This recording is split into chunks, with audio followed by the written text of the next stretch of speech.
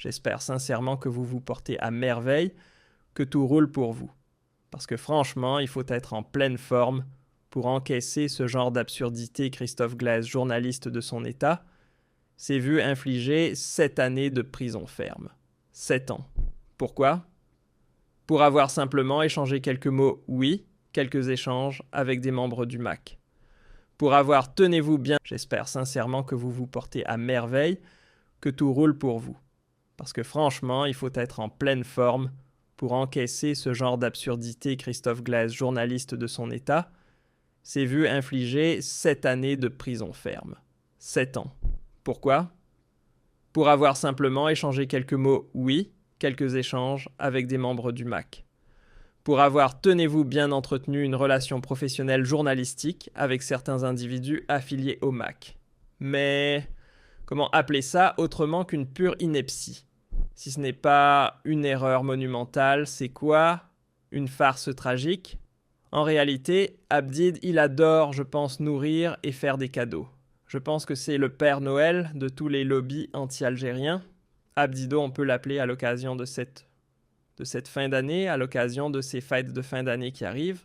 On pourrait qualifier Abdid comme un Père Noël qui offre en permanence et continuellement des cadeaux pour alimenter le lobby anti-algérien et les politiques, ou les mouvements politiques, ou les cercles politiques en France, n'importe à l'étranger, que ce soit au Maroc ou là aux Émirats, avec tous les pays avec lesquels nous avons. J'espère sincèrement que vous vous portez à merveille, que tout roule pour vous. Parce que franchement, il faut être en pleine forme pour encaisser ce genre d'absurdité. Christophe Glaise, journaliste de son état, s'est vu infliger 7 années de prison ferme. 7 ans. Pourquoi ? Pour avoir simplement échangé quelques mots, oui, quelques échanges avec des membres du MAC. Pour avoir, tenez-vous bien, entretenu une relation professionnelle journalistique avec certains individus affiliés au MAC. Mais comment appeler ça autrement qu'une pure ineptie ? Si ce n'est pas une erreur monumentale, c'est quoi ? Une farce tragique ? En réalité, Abdid, il adore, je pense, nourrir et faire des cadeaux. Je pense que c'est le Père Noël de tous les lobbies anti-algériens. Abdido, on peut l'appeler à l'occasion de cette fin d'année, à l'occasion de ces fêtes de fin d'année qui arrivent. On pourrait qualifier Abdid comme un Père Noël qui offre en permanence et continuellement des cadeaux pour alimenter le lobby anti-algérien et les politiques, ou les mouvements politiques, ou les cercles politiques en France, n'importe à l'étranger, que ce soit au Maroc ou là aux Émirats, avec tous les pays avec lesquels nous avons des problèmes. Alors que nous ne devrions pas avoir autant de problèmes avec autant de pays. Si l'on avait un problème uniquement avec le Maroc, cela pourrait se comprendre. Le Maroc, les pays du Sahel, les Émirats, la France, anciennement l'Espagne, une partie de la Libye, etc. La liste, elle est longue. Tebboune, comment fait-il des cadeaux aux cercles politiques, aux mouvements politiques, aux décideurs les plus hostiles, aux intérêts de l'Algérie, en commettant des bêtises en permanence? La condamnation du journaliste français Christophe Glaise a permis hier à l'ancien ministre de l'Intérieur français Bruno Retailleau d'être interrogé, questionné sur l'Algérie sur le plateau de BFM TV, l'une des 2 ou 3 chaînes de télévision d'information les plus regardées en France.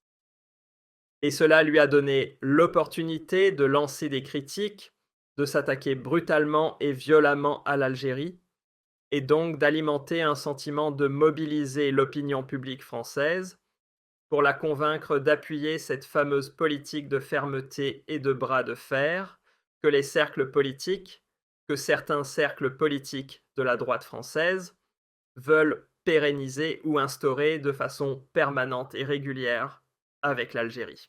Écoutez, on va écouter un petit peu Bruno Retailleau. Comment Christophe Glaise, s'il n'y avait pas eu la condamnation à la prison ferme de Christophe Glaise, s'il n'y avait pas eu son maintien en détention? Est-ce que Bruno Retailleau aurait été interrogé par BFM TV sur les relations avec l'Algérie? Au contraire, si Tebboune était intelligent, s'il était sensé et sage, pour décapiter, pour couper l'herbe sous les pieds de la droite et de l'extrême droite, et pour couper l'herbe sous les pieds de tous les mouvements. Encore une fois, parce qu'il y a des mouvements, il y a des lobbies, il y a des entités, tous les individus qui veulent avoir, qui veulent exercer, appliquer une politique d'hostilité, d'attaque, de bagarre, de critique sévère, une politique d'hostilité, d'agressivité à l'égard de l'Algérie. Il aurait dû libérer Christophe Glaise.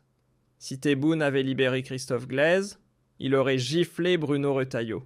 Il aurait démontré aux Françaises et aux Français que le problème ne venait pas du régime algérien, que le problème ne vient pas de l'Algérie, que le problème ne vient pas des autorités algériennes, que le problème venait de Bruno Retailleau, qui a appliqué une politique anti-algérienne, une politique de bras de fer, une politique hostile, une politique de sanctions, de menaces et d'intimidation que l'Algérie a refusée, et qu'une fois que Bruno Retailleau n'est plus au pouvoir, l'apaisement est de retour. Donc cela peut convaincre et persuader l'opinion publique française de ne pas aller voter ou de ne pas privilégier ou de ne pas soutenir, donner leur voix à des politiques, à des hommes politiques qui, une fois qu'ils sont au pouvoir, pratiquent une politique violente et radicale contre les partenaires les plus importants de la France, dont l'Algérie. Et cela produit des effets totalement contre-productifs. Cela n'arrange pas les intérêts de la France. Mais si l'on avait libéré Christophe l'Algérie, aurait pu envoyer un message à cette opinion publique française pour lui dire « ce n'est pas l'Algérie qui est anti-française, il y a des décideurs français qui sont anti-algériens et qui causent du tort aux relations bilatérales. La preuve, nous avons libéré Christophe, et nous sommes en train d'apaiser les relations une fois que ces décideurs méchants ou ces décideurs algérophobes, comme les appellent pour reprendre la terminologie du régime algérien, ont été dégagés, ont quitté leurs fonctions. Mais ce n'est pas le cas.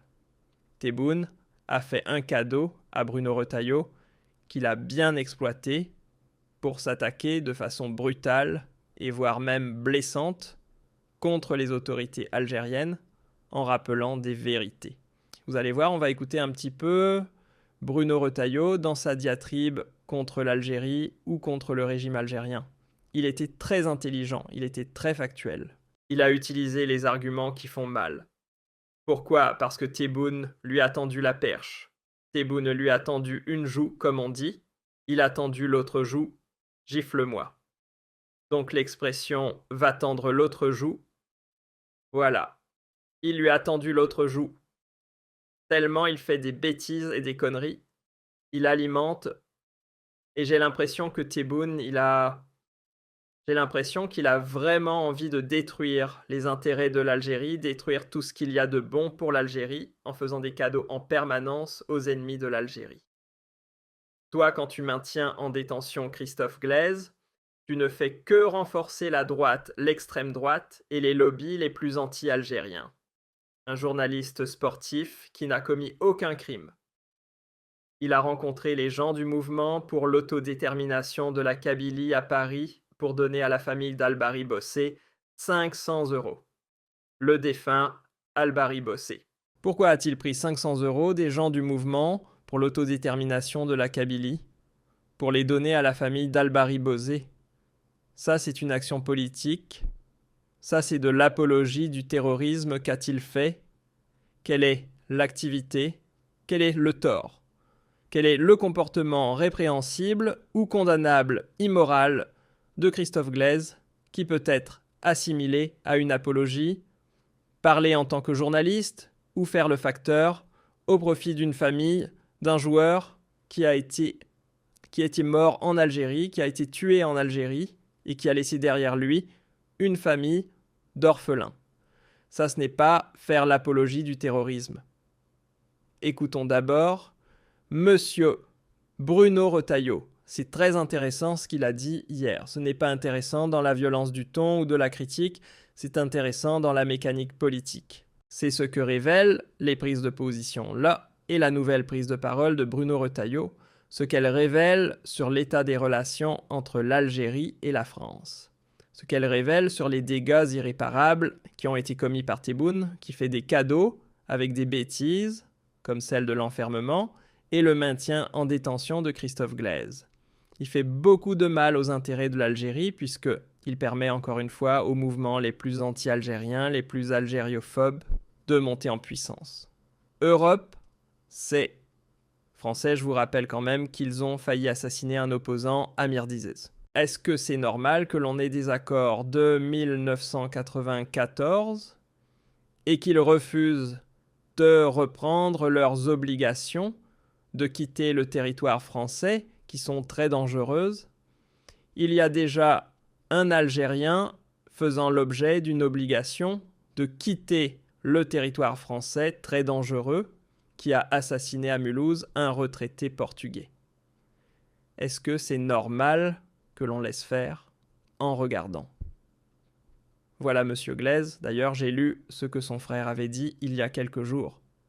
Il a eu cette phrase « On s'est fait avoir ». Par qui? Mais en tout cas, très franchement, ils ont respecté les consignes. Ils ont été prudents depuis le départ, ils n'ont pas bougé. Il n'y a pas eu de protestation, il n'y a pas eu de comité de soutien. Pour quel résultat est-ce que vous jugez qu'Emmanuel Macron est humilié par l'Algérie? C'est la France qui est humiliée. Vous savez, Bohème Sansal, que j'ai vu longuement au cours d'un déjeuner, me raconter sa vie en prison, et notamment les informations qu'il recevait, qui étaient évidemment contrôlées, et qui avaient toujours la même structure. Le premier sujet, c'était l'ode au régime algérien, Monsieur Tebboune. Et ensuite, c'était la haine anti-française. Mais Bohème Sansal dit aussi dans ses interviews, Bruno Retailleau, que votre ligne très ferme a pu être, d'une certaine manière, un obstacle à sa libération. Un bohème, lorsqu'il s'exprime, contrôle ce qu'il dit, et c'est bien naturel, mais je l'ai vu longuement, croyez-moi. Il ne m'a pas fait de reproche. En tout cas, publiquement, il a fait ce reproche. Donc, est-ce que cela vous fait réfléchir? Moi, je pense que cela fait des années que la France se couche devant l'Algérie. Des années. Elle a obtenu, néanmoins, la libération de Sansal. La diplomatie, vous savez très bien, l'Allemagne l'a obtenue. Mais on ne peut pas rester dans cette situation. Il y avait les otages, bien sûr, mais il y a les barbouzeries, les forces, etc. On ne peut pas, nous, la France, toujours baisser le regard. C'est un régime qui est totalement coupé. D'ailleurs, Bohème me l'a dit que j'avais la cote dans le peuple algérien. Ah oui, pas auprès des dirigeants. Oui. Eh bien, bien sûr. Vous croyez que le peuple algérien est derrière ce régime dictatorial? Je rappelle qu'il y a eu le Irak. Bon. Et on voit bien que là encore, ils sont anti-français. Donc, il faut simplement sortir de cette relation qui est passionnelle et faire en sorte qu'elle soit équilibrée. C'est-à-dire que quand ils ne veulent pas appliquer leurs accords, on n'applique pas les accords qui leur sont favorables. D'ailleurs, je pense que les accords de 1968, qui privilégient l'Algérie, n'ont plus lieu d'être. Bruno Retailleau, est-ce que, pour parler franchement, vous n'avez pas l'habitude de la langue de bois? Est-ce que Emmanuel Macron se couche devant le président Tebboune? Je pense qu'il est habité, comme beaucoup de ce camp-là, par une mauvaise conscience coloniale. Et je pense qu'il a peur de la réaction des quartiers.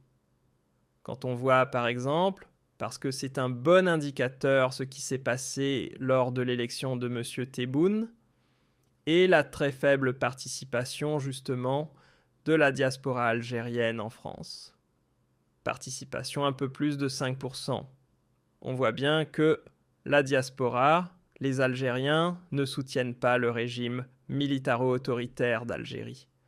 Donc il faut s'émanciper de ces vieux schémas. Est-ce que vous seriez prêt à couper tous les visas, par exemple? À ne plus avoir de relations diplomatiques avec l'Algérie? À dénoncer le traité de 1968? Prêt à dénoncer le traité de 1968, bien sûr? Et je serai prêt, évidemment, à appliquer, parce que la politique de fermeté que j'ai voulu mener, elle n'a pas vraiment été menée puisque l'Élysée, comme le Quai d'Orsay, s'y opposait. Je veux le rappeler simplement, je pense que sur les visas, vous ne pouvez pas d'un côté accorder 250 000. Je préfère qu'on s'arrête là parce que cela devient vraiment affligeant. Regardez comment Bruno Retailleau a magnifiquement saisi l'opportunité. C'est un politique. On peut l'accuser d'opportunisme, on peut l'accuser d'être machiavélique, on peut l'accuser d'être un profiteur, on peut l'accuser d'instrumentaliser les problèmes avec l'Algérie. C'est ça la politique. La politique, c'est de l'opportunisme et du machiavélisme. Sinon, on ne fait pas de politique. Un homme politique, une femme politique, toutes les personnalités politiques doivent avoir du flair. Et quand il y a des crises, dans des situations de crise, ils essayent de tirer ces situations à leur profit. Il n'y a pas de morale en politique.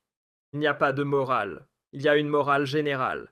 Il y a des principes moraux qu'on doit respecter, l'appel à la haine, l'appel au meurtre, la division, le racisme, la xénophobie. Oui, ça, ce sont des limites.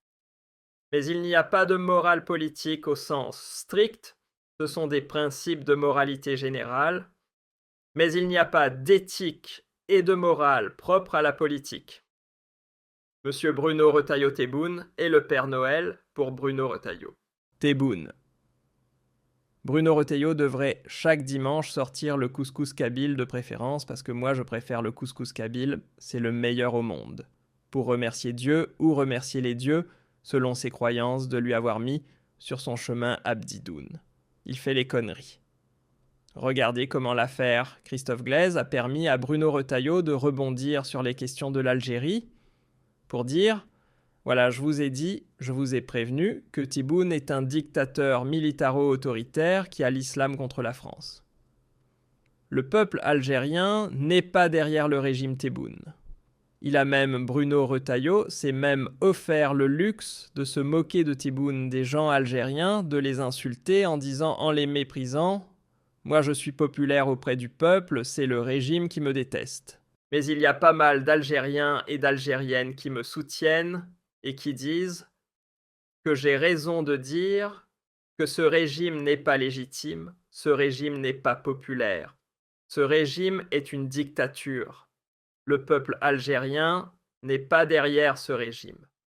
Et après, Bruno Retailleau, cela lui permet de revenir pour défendre sa politique et son bilan. J'ai eu raison de faire cette politique ferme. Ce régime est dangereux, il est anti-français. Nous n'avons pas de problème avec le peuple algérien.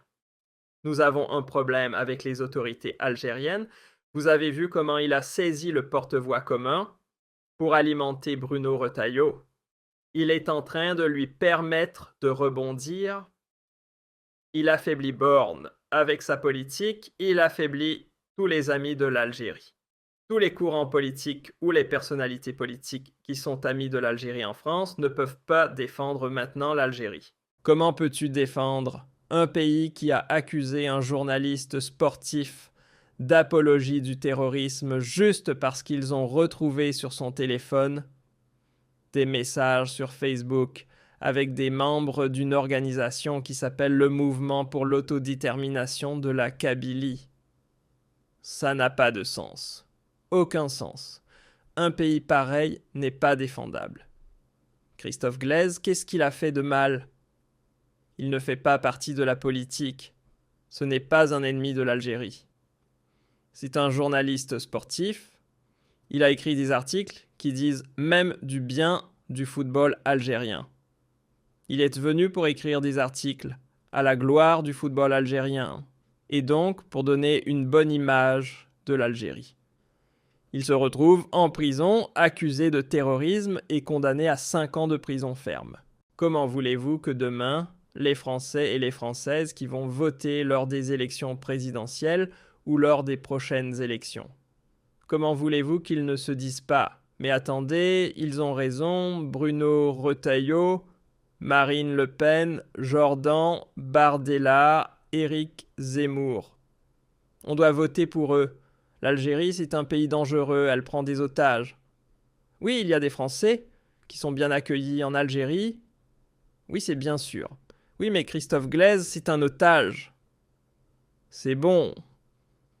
Cette diplomatie des conflits absurdes et de la prise d'otages est en train de se mettre à dos les opinions publiques des pays partenaires de l'Algérie. Est-ce qu'on le veuille ou non? La France, c'est plus qu'un partenaire, c'est plus qu'une amie. C'est un allié parce que c'est un pays dans lequel il y a plus d'Algériens en France qu'à Oran ou à Constantine, à Ain Beida. L'importance de la communauté algérienne, le poids des relations, le poids stratégique, économique et diplomatique et les immenses intérêts que nous avons humains. La France a une relation intime avec l'Algérie. Ce n'est pas une relation politique normale. Ce n'est pas le Maroc ou l'Espagne ou l'Italie. Nous avons 5 millions de personnes. Nous avons des milliards d'échanges économiques avec ce pays-là. Demain, on a déjà eu des ministres français d'origine algérienne. On pourrait peut-être un jour avoir un président français d'origine algérienne parce que la communauté algérienne est en train, démographiquement, de prendre de l'importance en France. Donc la politique, l'intelligence, le bon sens auraient dicté à Tebboune le devoir et l'impératif d'entretenir une relation amicale à l'amiable, de faire du lobbying, d'être ferme sur certaines positions qui relèvent des intérêts de l'Algérie, mais pas de provoquer des disputes et des conflits en permanence. Et de la provocation et commettre des bêtises qui alimenteront tous les partis, les mouvements et les clans anti-algériens en France. C'est ce que fait Tebboune. C'est le Père Noël de l'extrême droite.